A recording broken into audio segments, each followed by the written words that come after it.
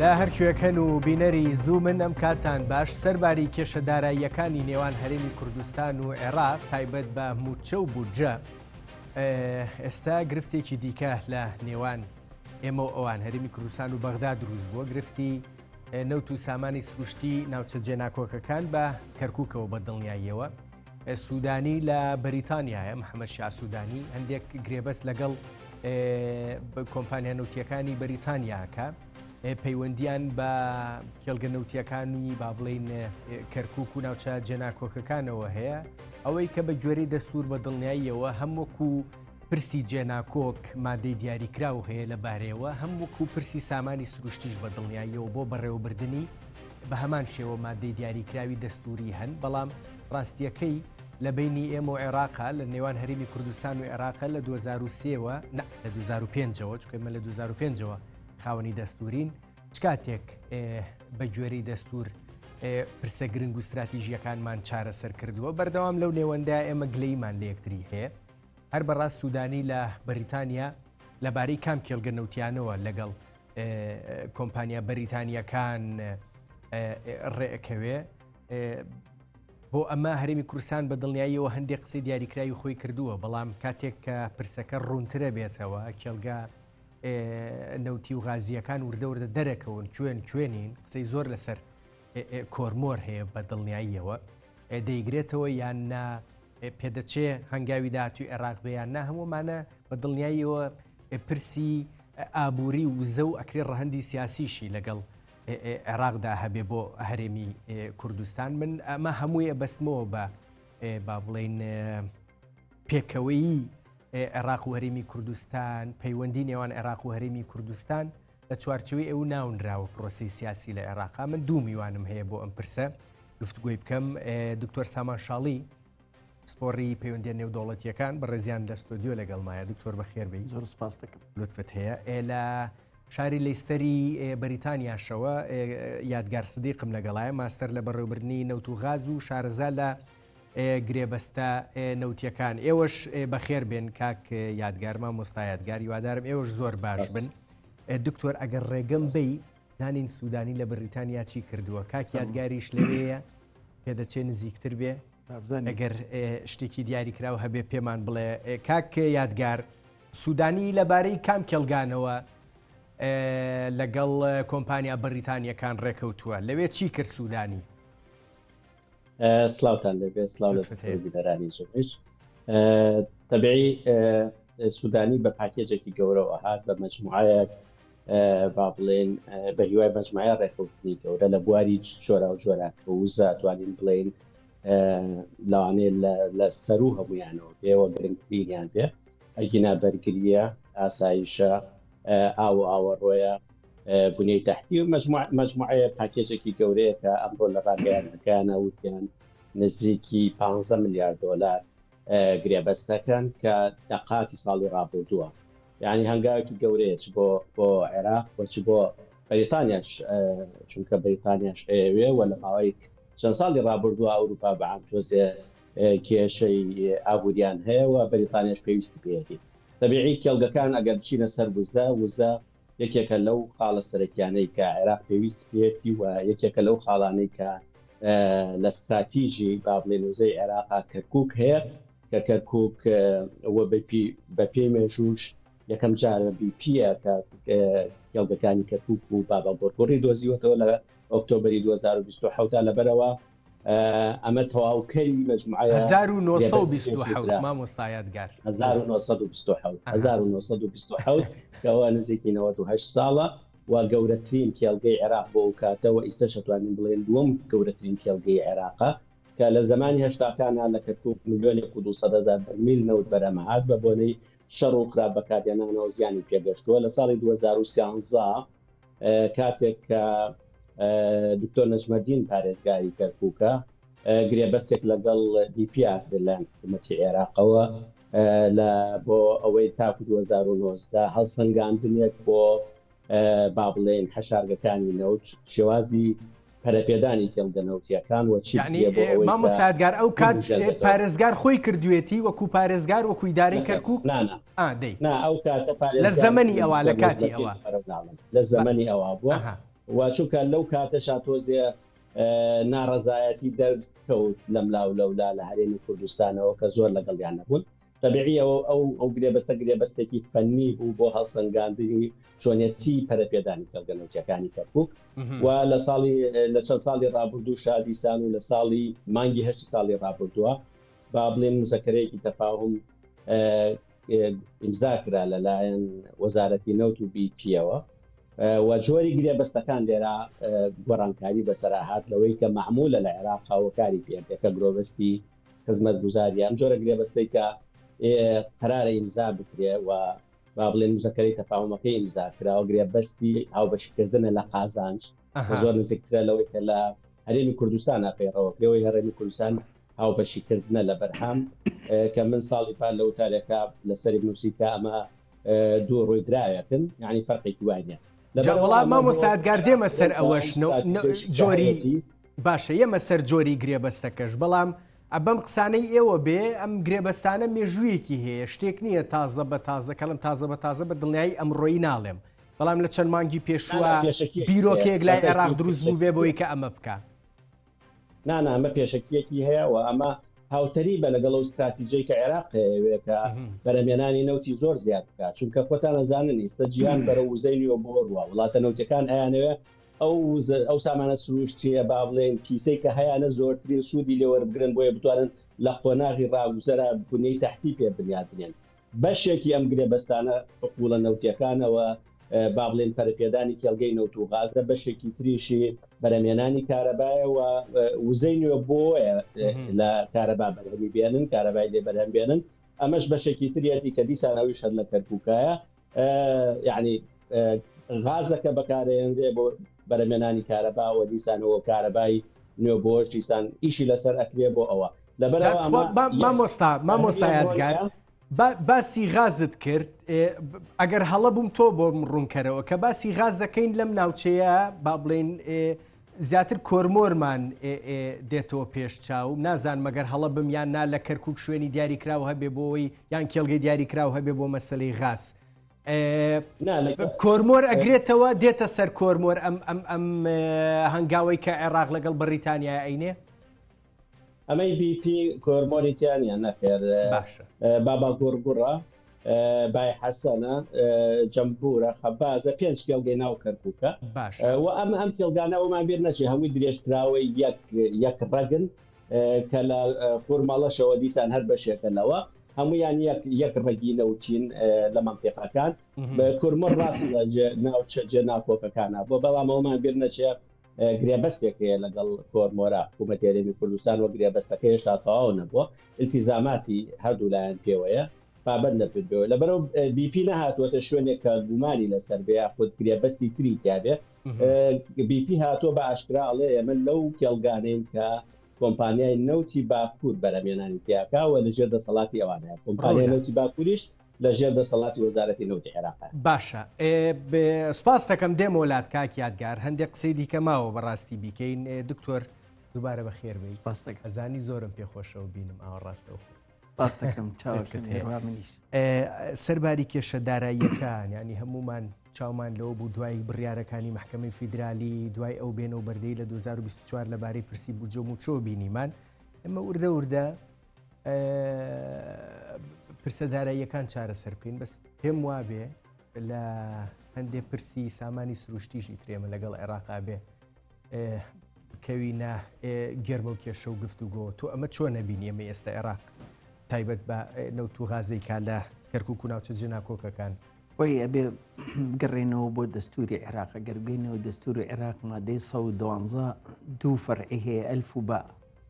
ئەلف بە مجملەکەی ئەڵێ ئەو کێلگە کۆنانەی کە هەبووە لە عێراقا پێش 2023 ئەبێ بە ئیدارە لەگەڵ قالی محافظاتەکان ببرە بەڕێگاوە تەحدیدی نەکردووە چ ناوچەیەک بەڵام ئەوانەی کە هەن دیارن لە کەرکووکی چەکە لەو کۆنەکانە مادەی فەقەرەی دوو بە ئەڵێ ئەو کێلگە تازانەی کە دۆزراونەتەوە و ئیشی لەسەرەکەن و ئەوانە ئەبێ معەن پێکەوە بیوێ ئێمە نە ئەوان ئەویان کردووە نە ئێمەش ئەومان کردو تایبەت بەمەی کە ئێستا خەریکە ئێستا PB برتش بتروليوم کاگێڕگاریش باسی کرد ڕاستە لە 2027ەوە بەڵام هەر بەدەست ئەوە بۆ بەڵام لە 2007 لە دوای ئەوەی هینی ئۆکتۆبەر یەکسەر لە 24 سەعاتە ئیمزای عەقدی تازەی لەگەڵ عێراق کردەوە بۆ ئەوی سەیطرەی کامیلی هەبێت لەسەر نەوتی کەرکووک. نەوتی کەرکووک ئەو بە خاوێنی خۆی ئەزانێت و کەسیش ناچێت بەلا هیچ شەریکێکی مەبەستیان بەڵێ PB خۆی بە خاوێنی ئەو کێڵگەیە زانێەوە کەسیش ناچێت نە ئەمریکیەکانە چم بەلایە نە سینیەکانە چم کەس ناچێت بەلایە چونکە ڕێکەوتن کراوە لە بارەیەوە هەر بەدەست خۆیانەوە باشە ینی ئەو کێڵگە بزماری یەکەم لەوێ ئەواندایان بڵێ مشکلەکەی ئێمە لەگەڵ بەغا لەسەر دەرهێنانی نەوتەکەیە کولفەی دەرهێنانەکە ئێمە دەوری 24 دۆلارمانەیە لە عێراقڵە ئێمە 8 دۆلار داوانمان ناوە بۆ میزانیە ئەوە ڕێناکەون ئەوە ساڵێک و دەمانگە وەستاوە باشە تقریبن کە ئەڵین زەرەر 23 بۆ 25 تریلیۆن دینار زەرەر لە داهاتی عێراق کراوە داهاتەکەی ئێستا ڕێکەوتون لەگەڵ حکوومەتی عێراق لەگەڵ شەریکاتەکانە ڕێکەوتون کە بکرێ بە 16 دۆلار ئەبوو هەیە مانگی 12 بنرە بۆ پەرلەمان چکە میزانەیە تعدیلی میزانەیە مەجلیسی وزەرا موافقەت کردووە ئیزافە کراوە لە تعدیلاتەکانی وەزارەتی مالیەن راوە بۆ پەرلەمان هەتاکوون ئێستا پەرلەمان خوێندنەوەی ئەخیری بۆ نەکراوە لەوانەیە کەمی بۆ کرابێت چکە خەڵکەکەی دژی ئەوەیە ئەڵە بۆ ئێمە ئەو پارەی زیاد بووین بەنما علمەن ئەم ئیتیفاقەت تازانە وەکو چۆنەڵێ گرێبەستەکانی خۆمانە مشارەکەی یانی ئەگەر ئەوە ببێت ئەو 16 دۆلارە ببێت کێڵگەکان لە هەرێمی کوردستانە دەست پێکاتەوە اینجا کە دەستی پێکردەوە تەبعاً ناگاتەوە 400 بەرمیل لە ڕۆژانە بیات 400,000 بەڵێ 400,000 بەرمیل ڕۆژانە بیات نات وەختێوێ کە ئەم کێلگانە وەستاون قسمەتی ئیژەکە بۆ کەپاسیتێک ئەو نەوتە لەوانەیە 150 با بۆ داخلی و بۆ 250 ئەبا ئەو بۆریانە تقریباً سعەکەی 1 ملیۆن بەرمیلە بریتیش پترۆلیۆم ئەتوانێت کێڵگەی کەرکووک زیابکە بیگەێنێتە ئەو 750 کە پێویستە بینەرن لێوە بۆی عێراق منفەزێکیکەی هەبێ سار بەسڕە هەیە هەرموز دابخرێتەوە مردینێمە لەبەرەوە زۆر مهمە ئەو خەتە لە بۆرەکەی هەرێمی کوردستانەوە بڕات ئەمە وا لە عێراقەکان ناچار بێ هەناردەکردنەوەی نەوتێرەمی کوردستان دەست پێ بکاتەوە خۆی ئەبێ بیکات چارنێ چکە ڕێکەوتن هەیە ئێستا لەگەڵەوە پێم وابێ یعنی ئەگەر هەندێک تۆزە مشکلەمێ لە بیرچوونەوە بەس پێم وابێ پەرلەمان یا پەسەندی کرد یا خوێندنەوەی دووەمیشی بۆ کرد کردوێتی پەسەندی نەکردو ناپەسەندی نەکردو خوێندنەوەی بۆ کراوە بەڵام خوێندنەوەی پەسەندکردنەکە نەکراوە سێهەمی ڕوونە لێرە خەتەرێکە لە چێ خەتی کۆنەکەی بینی کەرکووک و تاکوم فیشخابور لێەوە ئەگەرێتەوە بۆ بۆری ئەسلەکەی خۆی ئێباتەوە بەندەری جیهان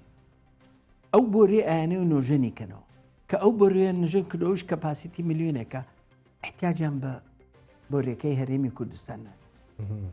جا ئەم سیاسەتە ئایا بەکارێنن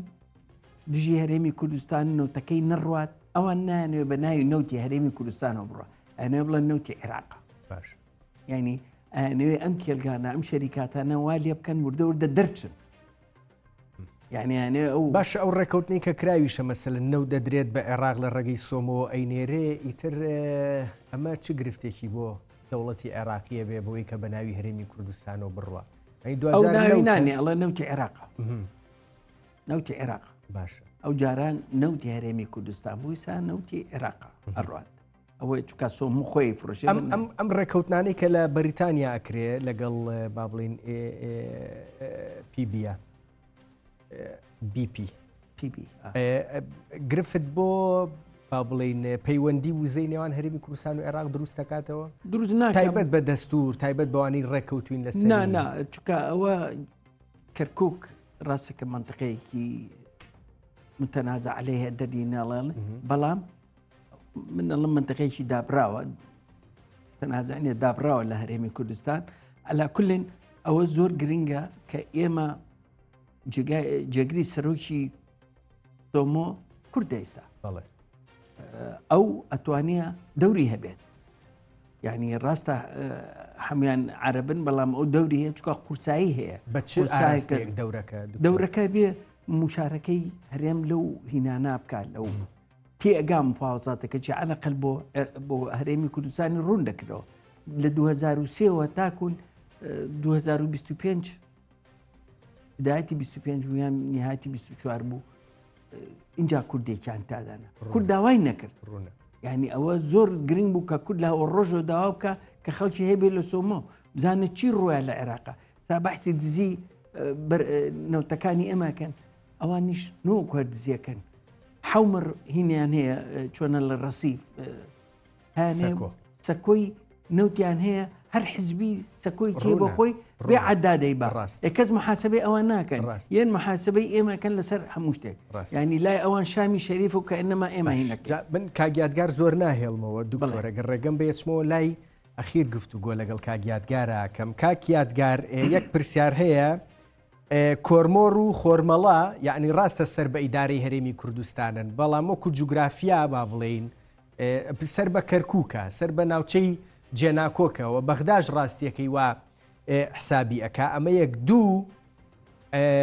شتێکیش هەیە کەم وتراوە بەڵام پێشتر زیاد لە جارێ سەرۆکی یەکێتی نیشتیمانی کوردستان ئاماژەی پێکردووە بەوەی کە من ناهێڵم دەردی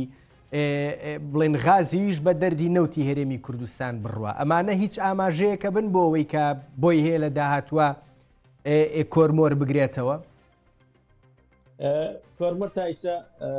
عەقدەکەمان تا 49 هەیە یعنی درێژ کرایەوە و دوایەوەی کە داواکەمان لە ساڵی 2007 دۆڕان بە داناغاز گرێبەستەکەیان یەکێک لەو باڵێن بنەمایانەی کە لەسەر ڕێکەوتن درێژکردنەوەی گرێبەستەکە بۆ ساڵی 49 ئەوەی فۆرماڵەش بە ئەمری واقع بۆ بەشێ لە کوردستان پاڵاوگایەکی لێ غازیشی لێ بەرهەمێنێت و نەوتیشی لێ بەرهەمێنێت تعاملەکرێ لەگەڵ ئەمری واقعاوە ئازانم تا و کاتێک کە ئێمە بتوانین وابیت ئەوەشی کە باسەکرێت و من چەند جارێک شتم شاردۆتەوە لە چەند تارێک شاوتومە غازی هەرێمی کوردستان باڵغەیەکی زۆر زۆری تیاکرا کە لەوەی کە ئەینێرینە دەرەوە هەناردەی ئەوروپایەکەین و زنجەیەکی زۆری لەسەر نودایەوە جارێ ئێمە لە خۆناغی خودکەفاییانین دابینکردنی ناوخوانین دابینکردنی ناوخۆی هەرێمی کوردستان دابینکردنی کەرکووک و پارێزگاکانی چواردەورەتیان ئەنجا ئاچێ بۆ دواتن لەبەرەوە پرۆسەی غازی وەکو نەوت ئاسان نییە نەوتەکە دەربێنە یەکسەری هەناردەی کە پرۆسەکە تۆزێ ئالۆسترە لە ناحەی تەکنیکیەوە لەبەرەوە ئەمە تۆزێ با بڵێن زیاتر لە حەدی خۆی گەورە کرابوو و ئیستا هاتوۆتەوە ئاستەکەی خۆی وا ئازانم عێراق پێویستی پێیەتی عێراق لەژێر فشارێکی زۆری نێودەوڵەتی و تایبەتی ئەمریکایە کە ئیستیغنا بکە لەو غازەی کە لە ئێرانەوە هەناردە هاوردەیەکە کە ساڵانە بۆی درێژەکرێتەوە یعنی مدەکەی بۆ درێژەکرێتەوە بۆ ئەوەی کە بتوانێت توانای عێراق چەند جار وعدیا و وعدەکانی نەچوەتە سەر لەبەرەوەی سە فشارێکی زۆری لەسەراکە بیدیمان لە ماوەی ساڵی ڕابردووە عێراق گرێبەستی زۆری گازی کردووە بە تەمای پەرەپێدانی کێڵگە نەوتێک غازیەکانیەتی لەگەڵ ژیاکردنەوەی ئەو غازدە هاوڵەی کە لەگەڵ ئەو نەوتەی دەریە جیا بکرێتەوە و بۆی بتوانێت من زۆر بە کورتی جوابم بەرەوە لە کەرکووک و لە شوێنەکانی دیکەش عێراق بای ئەوەندە غازی هەیە کێڵگەی غازی هەیە کە لە داهاتووە چاوی لە کۆرمۆرەکەی ئێمەش نەبێ عێراق لە بیابانەکانی ئەمبارە کێڵگەی گەورەی هەیە غازی کە ئەوانە مناطقی سنەن و ئەوانن کە سنە ئیستا یعنی لە قۆناغەکانی سەرەتان بەڵام ئایندەیەکی زۆر زۆر گەورەی هەیە کە کێڵگەی زەبەلاحی غازی نەک کێڵگەی احتیادی و بە تەنهاش غازن بەڵام لەگەڵ هەموو ئەو نەوتەی کە لە هەرێمی کوردستان و لە عێراقش بەرەمێنێ غازێکی زۆر ئەسووتێنێ ئەم غازە لە هەرێمی کوردستانە لە یەک کێڵگە لە تاوکی جیا کراوەتەوە ئەخرێتەوە ناو ژێر زەوی و توانای کێڵگەکان زیادەکە لە عێراقیش هەوڵی جیاکردنەوەی ئەو سووتانی غازە کە بە ملیارەها دۆلارە ساڵانە ئەیرێ چه پارەکەت بۆ گەڕێتەوە چ ئینتاجی غازت بۆ کرێ بۆ با بڵێن کێڵگەکانی با بڵێن ترۆمباینەکانی بەرەمێنانی تارەبا بەکارهێنرێ مامۆ سادگار ناتێڵمەوە زۆر ئەمەی کە لە کەرکووکە کرێ پێت وایە با بڵێن هەرێمی کوردستان دیارە هەندێک لێدوانی دیاریکراو هەبوون بەوەی کە نیگەرانن لەم هەنگاوە ئەم ئێوارەیە با بڵێن بەرپرسێکی هەرێمی کوردستان لە لیژنەی مادەی 140 قسەی بۆ زووم کرد وتی ئەمە ئەم سەردانە ڕاستیەکەی جێی گومانەوە وامان لێکا کە تێبگەین دەوڵەت و حکوومەتی عێراقی بە حکوومەتەکەی سوودانی شۆ پابند نابن بەڕێکەوتنەکانەوە ئەمە لەبارەی وزەوە گرفتمان بۆ دروستەکە ئەکەوینە شەڕەدەنوک لەبارەی ئەمەشەوە من نازان بۆچی ڕەتفعلەکان ئێستاە یعنی ئەمە شتێکە باسمان کرد و تۆیش باسی کردە مەماوەیەکی زۆرە ڕوونە لە 2013 بەلایانی کەمەوە دەستی پێ کردووە توش لە مادەی 112 فقرەیەکەمە باسی ئەوەکە تقوم الحكومة الاتحادية بإدارة النفط والغاز المستخرج من حقول الحالية مع حكومات الأقاليم والمحافظات المنتجة يعني تنها إقليم لا كيلغاني خويا محافظاتيش لكيلغاني خويا هيكويكن يعني لبروا منطقة كركوكيش كراس دابردا لكردستان بس لجير صلاة حكومة اليمانية وعراقيش بكي دستور أتوانية كتطوير كالفيناو زور قابلين برجوادي خلق العراق واستراتيجي عراقي شويكا برهمياناني نوتي بقينا 6 مليون بلاياني كما وراست استناتوانيا والله ما هو امان جدوره كيتي لبروا وازانم هيش ناكوكيك نابت بوتو الطبيعي اكثر هرمي كردستان بجداري بي بكري باشترا تو جاگری وزیری نوتت هيا وكيل وزير نوت عراقي هيا جاگری سوميت هيا امانت هيا العراق نابي امانه للدروي نكابن وحكومتي للمستقبل او اغاشم لهيشنيا كشكل يرى زۆر ڕوونە مامۆستا ئەدگار سدیق ماستەر لە بەڕێوەبردنی نەوت و غاز شارەزا لە گرێبەستە نەوتیەکان لە لیستەری بەریتانیاوە لەگەڵما بووی ئەزانم کاتت نییە زیاتر لەگەڵما بی سپاس دەکەم دەستت خۆش بێ لوتفت هەیە دکتۆر دێمۆ لای تۆ سەرباری ئەم پرسەی نەوت و غاز کە ئێستا هەندێک گەنگەشەمان کرد باسمان کرد لە ماوەی ڕابردوو چەند ڕۆژی ڕابردوو مەسرور بارزانی سەرۆکوەزیرانی هەرێمی کوردستان چوو بۆ تورکیا دواتر کاتەوە کۆبنەوەیکی ئەنجومەنی وەزیران کرا لەگەڵ بەشێکی باش لە نوێنەرەکانی کورد لە بەغدا و نیگەرانی هەرێمی کوردستان لەبارەی ناکۆکیە داراییەکان لەگەڵ بەغداد نەشاررانەوە و هەندێک قسەی دیاریکراویش کران من ئەمێ بپرسم بۆچی ئێستاوە هەرێمی کوردستان لەبارەی تاوان بەردەوام قسە لەبارەی ناکۆکیەکان و کراوەرێمی کوردستان ڕخنەی خۆی هەبووە بەڵام ئەم جارە با بڵێن قسەی بنەڕەتی تر کرا تەنانەت گوتەبێژی حکوومەتی هەرێمی کوردستان وتی حەز ناکەین دەستبەرین بۆ کارتێک بۆ هەنگاوێک کە نە ئێمە پێمان خۆشە نە بەغداش بۆچی ئێستا ئەم پرسە ئاوای لێ هات طبعاەوەش فشارێکە لەسەر بەغا دروستی کردن وەختا بۆ ئەوەی بتوانێ ئەم دایستە دارانە بە تایبەتی موچەی مانگی 12 بنێرن بەڕاستی ئێمە خۆمان پێشەوەی لۆمەکەش بخێنە سەر بەغا با سەیری خۆشمان بکەین نەبوونی کتابێکی ئەگرت و نەبوونی ڕێکەوتنیی ناوخۆی هەرێمی کوردستان پشگیری حکوومەت کە حکوومەتێکی تەنهایە بتوانێت هەموو کۆکاتەوە بەدەنگی هەمووی وڵات بچێتە بەغا پەرلەمانتارانی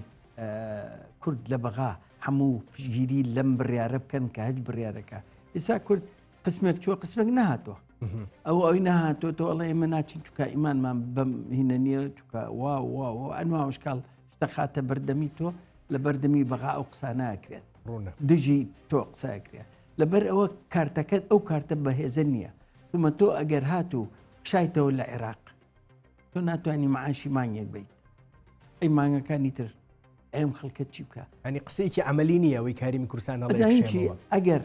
ئەگەر هەرچەندە لێدوانی زۆر فەرمی نییە بەڵام ئەگەر هاتوو هەمویان یەک دەنگ بن یەک هەڵوەز بن هەموو ئەندامانی پەرلەمان هەموو وەزیرەکان هەموو چی پێڵەن ئەوانەی کە لە بەغا چی لە جێیشە ئەگەر وتیان وەرنەوە بە قسەی هەمویانیان کرد هەمان هاتنەوە بەڵێ زەر تەسیرێکی گەورەی ئەبێت خاستن لەم ظروفەی ئیستا کە عێراق پێیاڕۆ مەسلەی ئەم زەختەی ئەمریکا لەسەر و ئیسرائیلیش لەسەر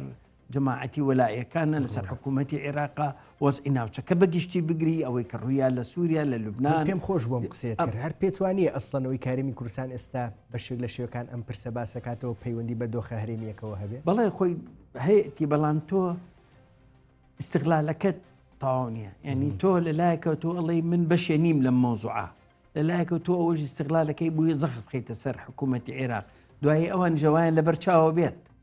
ئەگەر هاتوو هیچ نەگۆڕاو ئەمانمانەوە ئەڵێ لەو کاتا تۆ تهدیدی ئێمە و کرد تێگەی لەبەر ئەوە ئەو تهدیدا بە زمانی دیبلۆماسیە زیاتر قسە بکرێ باشترە زمانێک بێکە مەسلحەتی هەموو لایەکی تابێت چونکە بەڕاستی ئێمە لە دیبلۆماسی دەرەوەی هەرێم زۆر سەرکەوتوو بووین لە عێلاقاتە لە پەیوەندەکانە لە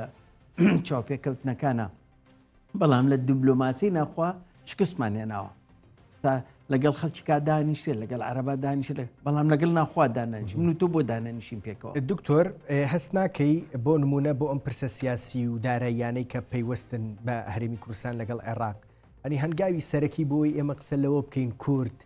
یەک دەنگ بێ لەم بارەیەوە ڕاستیەکەی دووبارە دروستکردنەوەی استراتیژێکی دیاریکراوە لای خۆمان ڕێککەوتن لەسەر استراتیژێکی دیاریکراوە بۆی کە من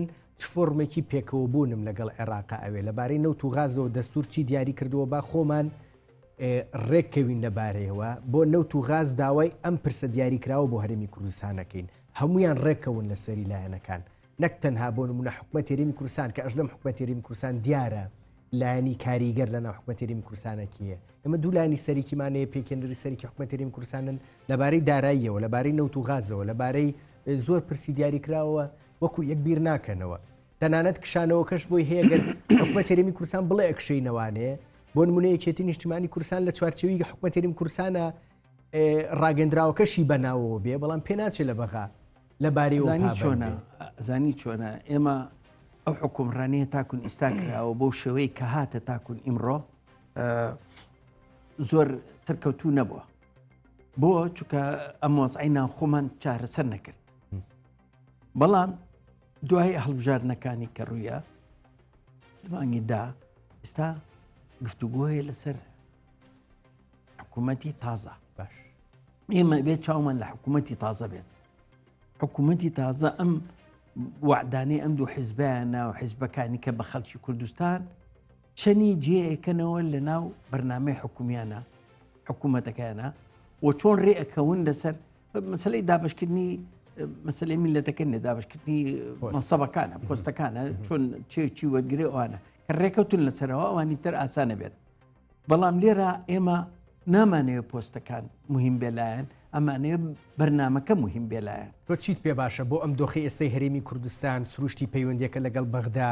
ئەوەی کە لە ناوچەکەیە گوزەرێ ئەنی لە ڕووی استراتیژیەوە گەر ئێمە وەکو کورد بۆ پێکێنانی ئەم کابینەی حکومەت هەرێمی کوردستان بیر بکەینەوە وەکو استراتیژی کە من بەڕاستی گومانەکەم وابێ دکتۆر سامان شاڵی پێی باشە هێڵە سەرەکی استراتیژیەکان چی بن کە دیاری بکرێن بۆم کابینەیدا یەکەم گرتنەوەی پێشمەرگە یەکگرتنەوەی پێشمەرگە ئەوە ڕقم یەکە لەوانی یەکگرتنی پێشمەرگە ئێمە زۆر جار مناقەشە ئەکەین میدیاکارەکان لە نێوان خۆمانە لەبارەی چەمکەکانەوە کە ئەڵێن یەکگرتنەوەی پێشمەرگە ئەڵێن بەڕاستی ئەمە قسێکی ڕاست نییە چونکە ئێمە بەداخەوە لە شاخیش پێشمەرگەی یەکگرتومان نەبوو ئاخر ئێمەمانەیە گرتوو بێ ئەمانەیە گرتوو بێ دڵنیایی ئەوە مهمە بە دڵنیایی کەواتە یەکگرتنی پێشمەرگە ئەوە زۆر گرنگە بۆ دۆستەکانمان بۆ ئاسایشی هەرێمی کوردستان بۆ هەچی ئەو بنەمانەی کە ئەمانەی بیپارێزی ڕوونە ئەوە ڕقم یەک لای من ئەوەیە ڕوونە دووهام بێت سەیری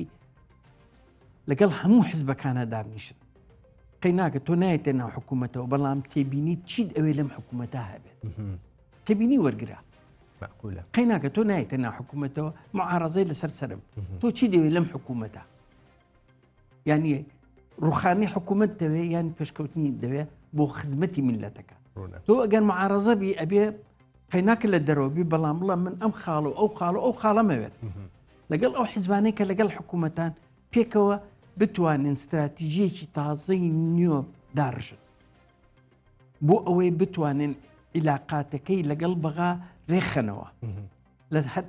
مەسلەی منسەبەکان نەبێ کە من پێم وایە ئەمان زۆر پرسێکی سەرەکیە دکتۆر مەسلەی شێوازی پەیوەندی ئێمە لەگەڵ عێراقانی ئێمە بەردەوام لە چوارچێوەی پرۆسی سیاسی عێراقا کورد حکومەت هەرێمی کوردستان یعنی سەرباری نووسینەوەی دەستور و ڕێککەوتن لەسەر هەندێک بنەمای دیاریکراوی ئەوەی کە پرۆسی سیاسی عێراق ئەبێ لەسەر ئەم بنەمایانە کار بکە ئیش بکە بەڵام بەردەوام لە گیر و گرفتا بووی ئەخ لە گیر و گرفت تا بین چووکە یەک نین ناکە تۆ ڕاستەکەی قسەکەی قسە زۆر جوانە هەموو قسەکانیان هینەکانیان زۆر جوانە بەڵام وەرە کردار شەرتە کردارەکە کراوە بەو شێوەیە کە لە بەرنامەکەتانایە با بێن ڕوونیکەنەوە وانە ئەخرە ئەوەیە مشکلەکە ئیسا وەزارەتی مالی ئەو بەیانەی دەرکردووە بەغا نوعیچکە قسە ڕاست شەفافێت نییە لە مۆزوعەکە یعنی ئێمە ناتوانانی هەمووی بڵێن خەتای حکوومەتی عێراق ئێمەش کەم و کوڕیمانی مەسەل لە مانگی پێنجەوە تر ئێمە بەشی حکوومەتی عێراقمان ناوە سای پنجاک ئێوە یەکێکی بۆ تەیف مەسلەکیە سەیری ڕقەمەکە سەیری حزب وشت ناکە ئەوە لە من مەسئولیت ناگرم ئەوەی بە ڕئیس وزەرا چیەڵە با بڵێ ڕاست بڕیشی بەشی ئەو شەش مانگەی بڕی ئێساڵە تۆ مانگەکە بە پارەی خۆتە و بیە بزانە کەس بەحسی بوجەکات هەمووی بەحسی موچەکە ڕاست ئەی بوجەکە 20 تریلیۆن تقریبا نزیکی 21 تریلیۆن نزیکەی 21 تریلیۆن دەرراو لە بوجەی عێراق ئەوە 10 تریلیۆن شتێکی ناردووە ئەی باقیەکەی بۆ کەس باسی ناکە یعنی مشکلەمان هەیە ئێمە لەوەی کە شەفافیت نییە مەسەل نەوتەکە کەس بەحسی ناکە داهاتە سا دوو وەزارەتی مالیەمان هەیە وەزارەتی مالیەی کە ئێستا ناسراوە وەزارەتی مالیەی نەوتیشمانەیە لە ناو وەزارەتی نەوتە کەس نازانێ ئەڵێ بۆ قەرز زمانە ناومانەوە بە قەرزە بۆ خێلگەکانە بۆ ئەوەیە خۆ بەلاش نەداوە قەرزت داوەتەوە قەرزاری چیت قەرزەکان کەشف کە جدولێکمان بۆ بکە چەندی لای شەریکاتە هینە چەند قەرزارین چیمان هەیە دەوەرە وەزیری مالیە دۆزانی قەرزەکانمان چەنە قەرزی ناوخۆ تقریبا 12 ملیار هەر هینی مۆزەفەکانە ئێ باشە خۆتەوە قوددا ڕوونە یعنی ئەبێ ئێمە شەفاف بی بۆی خەڵکەکە ئەبێ لەم حکوومەتە تازە ئەبێ پەیوەندی خەڵک و حکوومەت تەوکرێت شەفافێت گەورەترین دەوری هەیە اینجا هەیەتە سەر دیبلۆماسیەت لەگەڵ دیبلۆماسیەت لەگەڵ دەوڵەتەکانی دەور و خولتە معاملە بکە موازنە ڕابگرن دراوسێت هەر دراوسێتە ناڕۆن بەڵام تۆ ئەبێ وا پەیوەندێکە ڕابگریت لەسەر ئەساسی اقتصادی و اجتماعی و سیاسی نۆکو عسکەری ئەوە زۆر گرنگە نۆکو ئەوان بێن ئیشوکاری تۆش بەرم بەڕێگاوە یعنی وال لێ بکەن لەژێر دەستی ئەوان نابیت نابێ ژێر دەستەی کەس بیت خۆت کیانێکی دەستوری هەیت هەموو عالەم ڕێزت لێگرێ و ئەعتیرافی پێکرا پێتوانێت ئەو گۆڕانکاریان ێستا لە ناوچەکە هەن ڕاستیەکەی ڕێک دەرفەتی ئەوەی بۆ هەرێمی کوردستان سەربارەوەی کە ڕۆژاوای کوردستان پێدەچێت دۆخی باش بێ بۆ هەرێمی کوردستانیش دەرفەتێکی وای هێنابێتە پێشەوە کە لەژێر سێبەری بەڕاستی بڕیاردانی دەوڵەتانی دراوسێ بە تایبەتی ئێران و تورکیا ئیتر بێتە دەرەوە جۆرێک لە سربەخۆیی خۆی بۆ بڕیاردان دروست بکە و نەشی شارێتەوە من پەیوەندیم ئەوێ لەگەڵ تورکیامەوێ لەگەڵ ئێرانامەوێ لەگەڵ وڵاتانی دیکە شامەوێ بەڵام سێمان هەیە ئەوەی تۆ باست کرد تۆ ناتوانانی ناکرێت لە بری من قەرار بیت ئەم دۆخی ئێستا ئەوەی بۆ هەرێمی کوردستان هێناوەتە پێشکە بتوانێ وا بکە خۆی هێناتە پێش و نەهێناوە چونکە تورکیا بە ئاسانی لە هەرێمی کوردستان ناچێت دەرەوە من بۆ چوونی خۆمێ وتومە ئەگەر پەکەکەش نەمێنێ ئێستا کە ئەیانوێ ڕێبکەون لەگەڵ پەکەکا و چەت شروتیان داناوە لەگەڵ عەبدوڵڵا ئۆچەلانە قسەکەن و ڕێی خەڵک وەرەگرن وانە ئەمەش هەمووی تاکتیکێکە بۆ ئەوەی بینێ ئەردوگان هەڵبژێڕێتەوە بۆ انتخابات تەکتیکێکە سبینە عەبدوڵڵا ئۆچەلانوتیان چەکدانا قەدیل وتی نەخێدای نانێم ئەوش نامێنێ وەکو بڵێن سەرۆکێک لە عانێکە ئەو ئەوێ لەگەڵ پەکەکە مفاوەزات بکات و بە ئاشتیانە لە سووریا بە ناوی پەکەکەوە کە ئرهابین لیانە کوژێت بە چەکدارەکان یعنی ئەزانی یارێکە من وا تەسەوڕەکەم لە هەرێمی کوردستانە و ترسەم هەیە هیوادارم غەڵەت بم بەڵام لەوانەیە وەکو قوبرز نەچێتە دەرەوەتە ئەوە ترسێکی گەورەیە لە دڵما من خۆم بە شەخصی بەڵام هیوادارم کە بتوانین بە دیبلۆماسیەت ئەم ئیشە حەلکەین ئێمە شەڕمان تێرمان خواردووە شەڕ ئەم میلەتە ئەوێ بژیت ئەوێ بوژانەوەی هەبێ ئێستا ئەو بوژانەوەیە عێراق دووشتی ئەوێت یانەوە تا هەرێمەک و محافەزاتەکانی خۆی لێ بکە هەرێمەکانی خۆی یان ئەوە تا ئێمە بوەستێنێت یعنی ئێمە بوەستێنن لەم حەدا بۆی ئەوانی کە پێ بکەن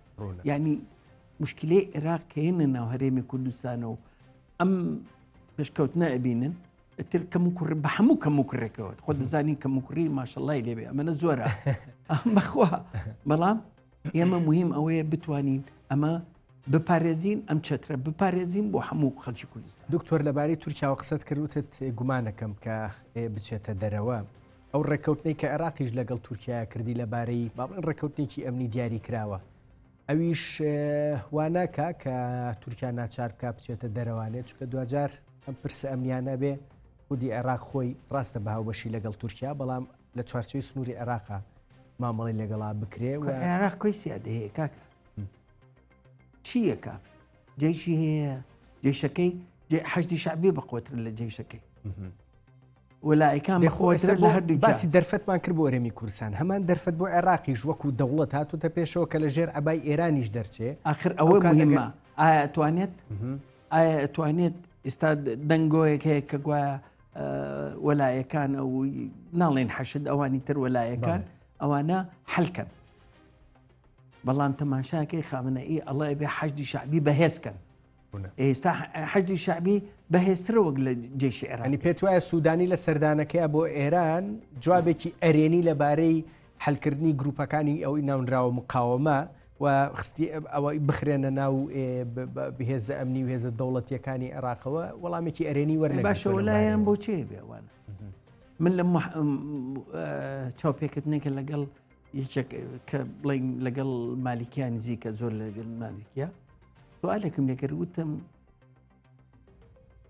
تەمویلی وەلایەکان لە چێوەیە وتی هەموو تەمویل و سیلاح و هەموو شتێکیان لە ئێرانەوەیە باشە هەچەنە پارەی عێراق بەڵام بە ئەو ناوینا ئەوان کەواتە وەلایەن بۆ چێ بێ بۆ تۆیە بۆ عێراقیان بۆ ئەوانە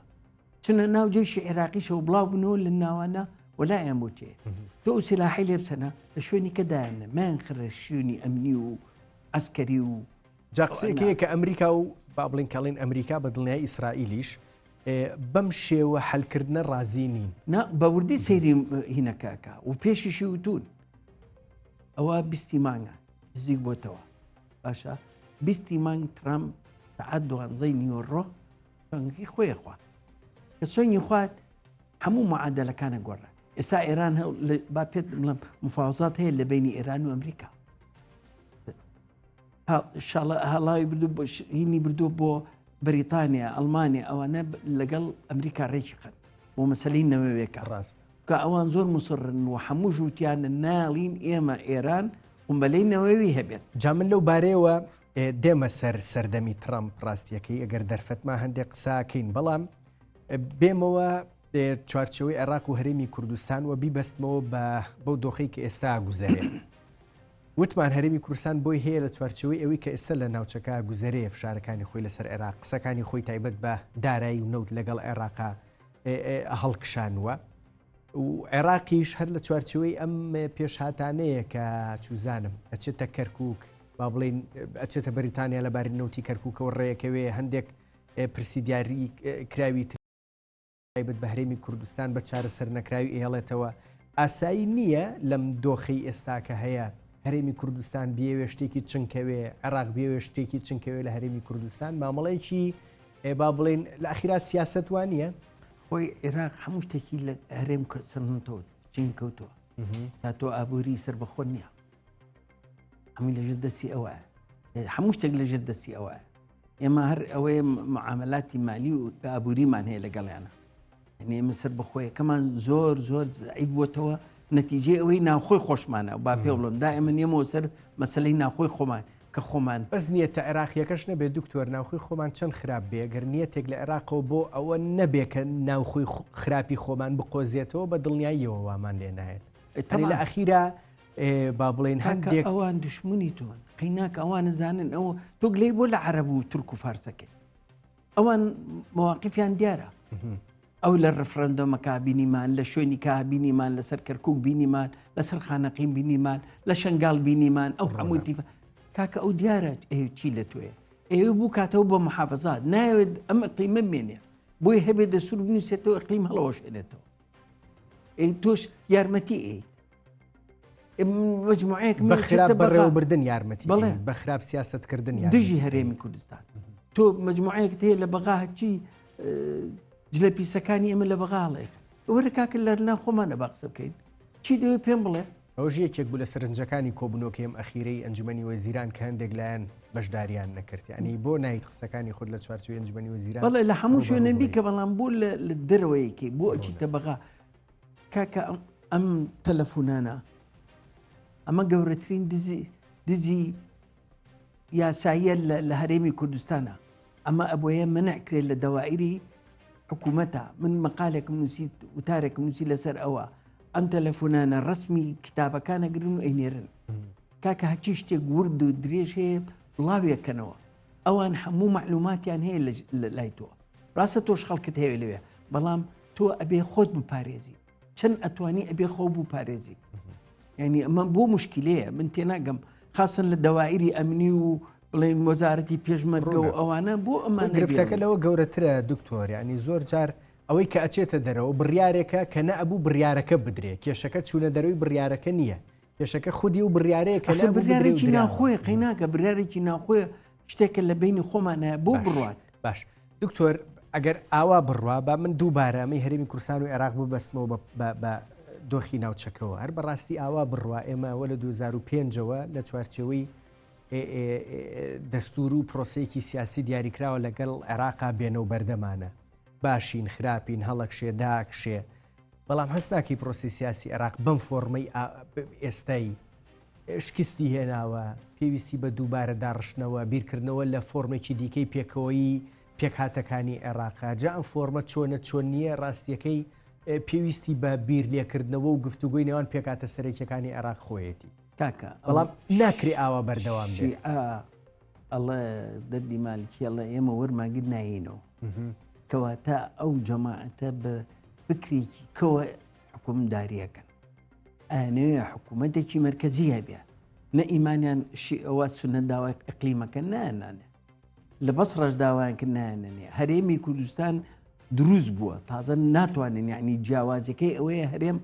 بۆی دروست بووە پێش ئەوەی ئەوان هەرێمی کوردستان هەبووە یعنی مشکلەکە لەوایە ئەم جیاوازی فکرە دوو جیاوازی عقلێتێکی شۆڤێنی لە بەغا بەرامبەر هەرێمی کوردستان چاویان بە من نایەت کە هەڵاتەوە چۆن ئەبێ کورد ئاواهی بێ و چۆنە بێ کورد بێ دەوڵەتەکانی تر زۆر کەسێڵە ئێمە مەترسیمانیە لەسەر تورکیا هەرێم کەی مەترسیە بۆ کەی تەقەی کردو بەرام بە تورکیا ئێرانش بە هەمان شێوە بەڵام کاکە بوونی کورد بەم شێوەیەت مەترسیە لەسەریان چونکە کوردەکانی ئێوەژەڵی کاکەی مەژۆک و کوردی باشوور ئەمانەوێ بژی جا دکتۆر لەو چوارچەوەیە لە گۆڕانکاریەکانی کە ئێستا لە ناوچەکەیە هەن تێگەیشتێک هەیە بۆی کە ئیسرائیل و ئەمریکا کاتێک کە ئیسرائیل باس لە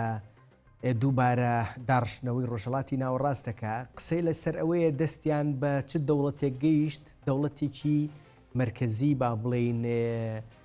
دەست و پێبەسترا و دروست بکەن لەو چوارچێوەیە ئەو پێکهاتانەی دیکە کە هەن جۆرێک لە قودرەتیان بیرێتێ بۆ ئەوەی چونکە ئەم دەوڵەتە لاوازە ناکرێ هەڕەشە بێ لەسەر ئیسرائیل ئەم تێگەیشتنە بۆ داڕشتنەوەی ڕۆژهەڵاتی ناوەڕاست عێراقیش بە دەرنابێ لێی بە تایبەت چونکە عێراق ئامادەیە بۆ ئەوە خۆی هەرێمی کوردستان هەیە وەکو هەرێمێکی فیدرالی و پێکهاتی دیکەش هەن خەونی دروستکردنی هەرێمیان هەیە بۆیە ئەم تێگەیشتنیشی ئەبووە ناوەندگەرایی بە دڵنیایی بەر ئەو تێگەیشتنە یان ئەو ویستە ئیسرائیلی ئەمریکا کەوێت کە بۆ داڕشتنەوەی کەوتوشە هیلالی شعیب چڕا باشە لە لوبناان و لە سووریا نەمان یعنی زۆر لاواز کران نەڵم نەمان سەیسە بەڵام زۆر لاواز کراون تا ئێرەیان بەدەستەوەیە عێراقیان بەدەستەوەیە ئەنێ لە عێراقی شاوای لێ بکەن ئەنەوێ ئێران بخنەوە چوارچەوەی خۆی تعاملەکە لەگەڵ عێراقا چۆنە بێ دکتۆرەوەی تر ترمپێت وردە لە بیستی مانگا ترمپێت و چاوەکانیش لەسەرەوەی تەعاملی ترمپ مامەڵی ترمپ لەگەڵ عێراق و بە تایبەتیش حەشدی شەعبی و گروپە وەلایەکان چییە بێ پێی وتون ئینزارەکە گەشتوتەوە سوودانی بە هەموو ئیتاری وتووە چۆتە ئێران پێی وتون هەموو هینەکانی بۆ ڕوونکراوەتەوە کە ئەبێ چی بکات و ئەزانێ کە حکوومەتی ئەمریکا ئەزانیە سوودانی پێی ناکرێت بۆ کە نەقوەتی هەیە نەپشتی هەیە نە عسکەری هەیە ڕاستە قایدی عامی قوای مسلحەیە بەڵام دەولە العەمیقە بڕیار دەرنیە ئاخر قەرارەکە ینی ئەو قووەتەی نییە ئەو هێزەی نییە لەبەر ئەوە ئەبینیست بینێ ئەم حکوومەتە شێوەیەکی وەرەگرێت اینجا ئەو شێوەیە کە ئەمریکا ئەوێت چۆنە زۆر هەیە لە گۆڕان نەگەبێت و ئەمانە دەرەکرێن و زۆر قسە هەیە بەڵام لە ئەرزی واقعا شتێکی لە ژێرەوە کوڵێت ئەو شتا ئەبێ ئینتیزاریکەین بەڵام ئایا عێراق خۆی چەنە پارێزێت ئەوە دەرەکەوێت لە ڕۆژانی داهاتوە ئێمە نابێ ببین بە بەشێک لەو معادلەیە ئێمە ئەبێ خۆمان بپارێزین بۆ ئەوەی کە لەگەڵ گۆڕانی تازەی لە عێراقی تازە ئێمە بەهێزترین کوتلە دەرکەوین کە بتوانین لەگەڵ عێراقی تازا بژین یعنی ڕژێمێک نییە لە عێراق بکەوێ بەڵکو با بڵین سیستمێکی دیاریکراوی حکومڕانی و چۆنی ناوبرێم نازانم داینامیکێتێکی سیاست و حکومڕانی هەیە لە عێراق بەو شێوەیە نامێنێ دووبارە فۆرمەڵە ئەکرێتەوە بەڵام بە نزیکەی بە هەمان کارکتەرەکان بە هەمان پێکاتەکانی کورد و سون و شیعە بەڵام قووەتە نییە لەوانەیە شیعە و قووەتەی نەمێ بە دڵنیایی بەڵام یەک شتی پێ بڵم دائیمەن ترامپ ئەڵێ ئاشتی لە قووەتەوە یعنی قصدی چی ئاشتی دائیمەن ئەڵێ ئاشتی لە قووەتەوە قووەتی ئەم ئاشتی چیە یەکەم ئەمریکا سێشتی بەکارێنێ قووەتی دیبلۆماسی قووەتی ئابووری قووەتی سەربازی ئەگەر هاتوو بە دیبلۆماسیەت چارەسەر نەکرا ئەچنە سەر ئابوووریەکە ئەو دیبلۆماسیەتەکە با بڵێن قسەی خۆیان بۆ سوودانی کردووە نەگەیشت چییە بێ دوای ئەوە یەنە سەر ئابوووریەکە چیەکەن ئابوووریەکە اینجا ئەمە اختصاسی خۆشتە حەزەکەی باسی ئابوووریەکە ئەوە هەر لە ئەمریکا هینەکە ببەستێتەوە دۆلار هەر بیبەستێتەوە دوو مانگێرە بەرگرە ناگرێت ڕاستە 100 میلیاری هەیە لە بانقا بەڵام دزەکان خۆش بن هیچ ناڵن تێگەی ئەوە مشکلەیەکی بانقەکانە خاتە سێر سزاوە سزا خاتە سەر و دەوڵەتانی تەعاملەکەن خۆ زانی ئێستا لە ئێستاوە خەڵکەکە لە ئێران کشانەوە نەوتی لێ بکڕن سین بەو عەزەمەتەی خۆی حسابات دەکات ئەگەر ئەوەش نەبوو هەر فای نەبوو هەمەکەی اینجا ئەبێ عێراق ئەبێ لەم قووەتە بزانن کە ئاشتی لەو قووەتانەوەی دکتۆر زۆر بە کورتی لە دیبلۆماسیەکەیە ئێران بەگوێی عێراقی نەکرد کە ئەڵم بەگوێ تەبانەوەی عێراق بەگوێی ئێران بکە بەڵام یعنی ئێران بە پێشنیازەکەی سوودانی کە گوێڕاکێشانەکەی ئەمریکای ڕاستیەکەی بەڵێ بۆ نەکرد بۆ ئابوووریەکە بۆی هەیە ئێران دەستێک لەسەر عێراق شل بکە بۆی بەو دەردە نەبرێ یان ڕاستیەکەی هەروە ئامێنێتەوە تاگاتە قۆناغی سێم کە باڵێن هەنگاو سەربازیەکەیە نامەی وەلایەکانی پێگەشت ئەوە ڕازی بۆ لەوانەیە وەلایەکان ئیمکات ئەو سیلاحە تەسلیم چیەکە یەکەم ئەبێ میکانیزمێکە بێت ئەم سیلاحەتە ئێنەوە بە جێشی عێراقی یان لای ئێران ئەمێنێتەوە ئەبێ ئەم نامانە بگات نامەکان گەشتووە و اقتصادەکە جارێ ماوە بەکاری ناوە چونکە ناوێ ئەزمەیەکی نەوتی عالەمیش دروستکە ڕوونە کە 4 میلیۆن زیاتر بەرمیل ئەنێرە ڕۆژانە باست ئەگەر ئەوە بۆستێت چی ئەبێت طبعا ئەگەر هاتۆ عێراق وتی من نەودەوەستێنم مەقابلی ئەوە لە 24 ساعتە نامێنێ لە 24 ساعتەی بن بە ئاسمانە عێراق یعنی حکوومەتەکە قەزد بۆی نییە بیر لە کارتی دیاریکراوی لەو شێوەیە بکاتەوە بە هیچ نەوەی بۆی نییە بۆشی نییە تعداش لە هەرێمی کوردستان کرێت هەرێمی کوردستانیش پارێزراوە تاکو ڕادەیەک کە خۆمان بزانین بیپارێزی نیگەرانی زۆریان هەیە لە هەرێمی کوردستانیش با ئەوەش با بڵێ نیگەرانێکی زۆر هەیە مووقیفی سووریا کوردەکان کوردی ڕۆژئاوا پشتگیرێکی زۆری نەودەوڵەتی هەیە جگەل لە فەرەنسا و بەریتانیا و ئەڵمانیا و ئیتالیا و ئەمریکا هەموو متحیدەش هەموو بە پشتیانەوە لەبەر ئەوە ئێمەش ئەبێ هەوڵ بین ئەو پشتگیرە ڕاگرین بۆ خۆمان زۆر ڕوونە تێبگەین لەوەی کە فاکتەرە بابەتیەکان و دەرەکیەکان تایبەت بە کورد لە هەرێمی کوردستان لە ڕۆژاوای کوردستان هەن گرنگەوەی ئێمە وەکو فاکتەری خودی بتوانین چۆن بە قازانجی خۆمان ئەی قۆزینەوە دکتۆر سامان شاڵی پسپۆڕی پەیوەندیە نێودەوڵەتیەکان دووبارە زۆر خۆشحاڵ بووم سەرچاو بەدووە